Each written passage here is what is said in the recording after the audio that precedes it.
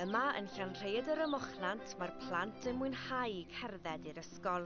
Ac yn ddiweddar mae'r ffordd gerllaw wedi newid cyflymder o 30 milltir yr awr i 20 milltir yr awr, fel sydd wedi digwydd mewn llawer o bentrefi a threfi dros Gymru.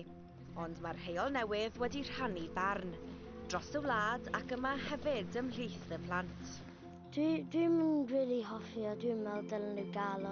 Dwi'n meddwl bod y rheol yn peth da, oherwydd os mae rhywun yn merlota dros y ffordd yn pentrefi, fydd yn saffach i groes i'r ffordd. Yn fy marn i, dwi'n meddwl mae'n peth da, oherwydd mae'n mwy diogel pobl cerdded i ysgol. Mae'n gallu bod yn frwstredig oherwydd pan mae'r pentrefi yma yn fel rili dawel, Mae nhw dal yn gorfod gyrru 20 milltir yr awr. Dwi'n meddwl mae'n dda i gael wrth y ysgol achos mae lot o plant yn cerdded i'r ysgol.